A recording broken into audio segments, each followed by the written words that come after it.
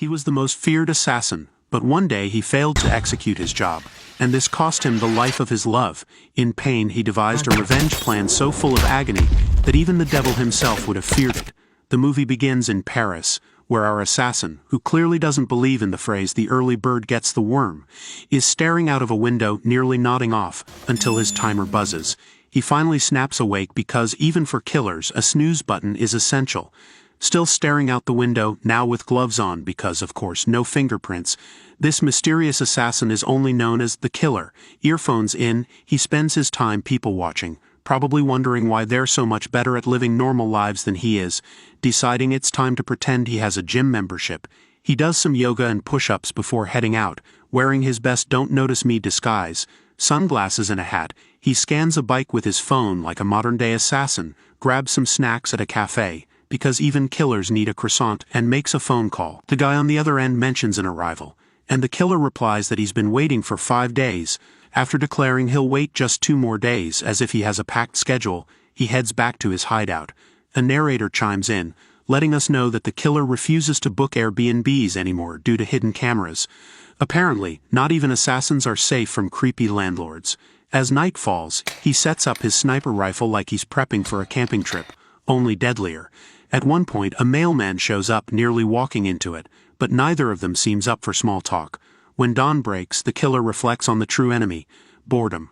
Forget enemies or targets, nothing is worse than waiting for hours. To pass the time, he cleans the sink because even killers like a tidy workspace, then settles into his makeshift bed for a quick snooze. Deciding that power naps are the way to go, he sets an alarm to wake up and check for his target's arrival. Kind of like a super intense version of waiting for a pizza delivery. During one of these checks, he spots curtains opening at the target's place. A maid starts prepping the house like it's the season finale of Assassin Cribs. The killer grabs his sniper ready for action, and notices more people entering. The maid welcomes guests, and he spies a woman being escorted to a room. He puts on his hoodie, muttering to himself like a motivational speaker. His watch buzzes, showing his heart rate is spiking. Pro tip: even killers get nervous before the big moment. Looking through his scope, he sees his target with a woman, probably the target's wife. In a moment of existential crisis, the killer gives himself a pep talk about morals, which weirdly enough calms him down. But when he finally takes the shot, he misses. Instead, he hits the woman. Oops, clearly not his best work. Realizing things have gone sideways, he packs up his stuff faster than someone who's late for a meeting. He slaps on a motorcycle helmet, jumps on a scooter, and races off like he's trying to avoid both the cops and a bad Yelp review. While driving, he casually tosses his gun into a garbage truck, because littering is a crime, but throwing away murder weapons? Totally fine, right? After some clever alleyway maneuvers, he pulls up to a sketchy public restroom, changes his appearance, and hails a cab to the airport, because if there's one thing this killer knows, it's how to stay stylish on the run. At the airport, he spots a security dog and, like anyone who's ever accidentally carried a bottle of water through TSA, makes a quick U-turn. He cleans himself up, buys a ticket, and makes a call from a payphone, explaining the situation. On the plane, he notices a sketchy guy, probably thinking, great, now I'm the one being watched. Later, when the airline offers free accommodation due to a flight delay, he jumps at the chance. Free stuff? Even assassins can't resist that. At his hotel, he places a glass cup on the door handle, turning it into the cheapest security system ever before crashing on the couch. The next day, he sneaks out and catches his next flight, this time feeling a little more relaxed, earphones in.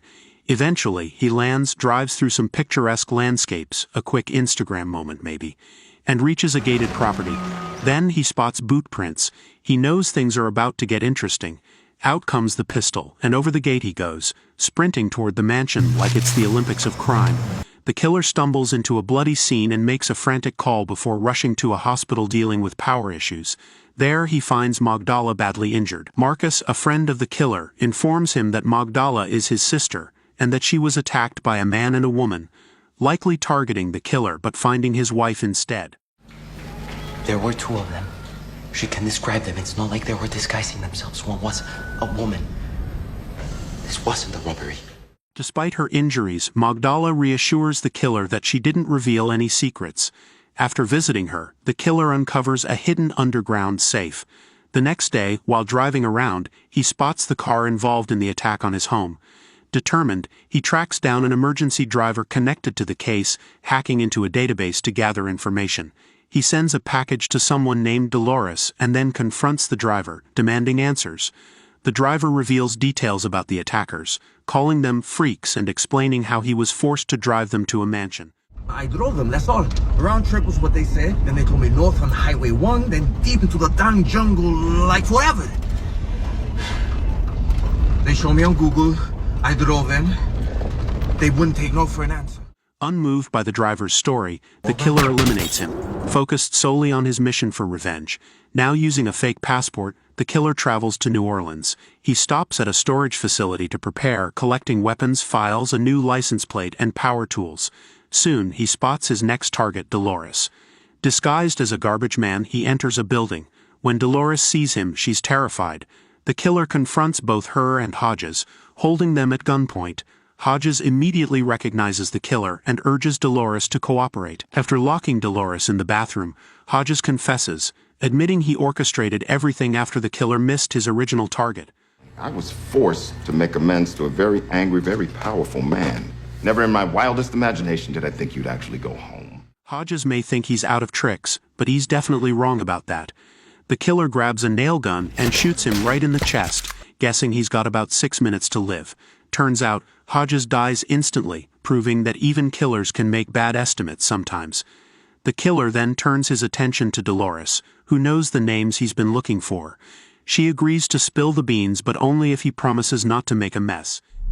I'll give you those names, but promise me you won't leave things looking the wrong way. In a rare battle between his conscience and cold-hearted nature, he decides to let her go. But when she sees Hodges' body, she passes out. Smooth. The killer casually tosses Hodges into a garbage can like he's just taking out the trash. Later, Dolores ends up in a car ride she definitely didn't sign up for. Panicking, she tries to make a break for it but ultimately helps the killer go through some files to track down the subcontractors responsible for the attack on his home. They uncover a name, Claiborne, the mastermind behind it all. After getting what he needs, the killer gets rid of Dolores, grumbling about how his line of work is basically one big cleanup job. He checks into a motel, grabs some food, and cleans his van, because even assassins need a tidy getaway. With nothing else on his to-do list, he plans his next move, Florida. When he gets to the address he found, he sees a group of guys hanging around. As night falls, they start leaving, and the killer follows one of them home. Faced with a barking dog at the fence, he tosses it some food like it's a treat, waiting for the right moment to slip in. When the dog's not looking, the killer sneaks into the house to eliminate his target, who is in the shower. Before he can act, a man unexpectedly ambushes him, leading to a brutal fight. The killer uses household items as weapons, and after a tense struggle, he manages to fatally shoot the man. He escapes the house, pursued by the dog, and sets the place on fire with a Molotov cocktail to cover his tracks. The next day, he flies to New York, blending in by using public transport and renting a car. After locating his next target, he watches her carefully but is interrupted by distant sirens. The killer meets the expert, a woman who stops for dinner at a waterfront restaurant.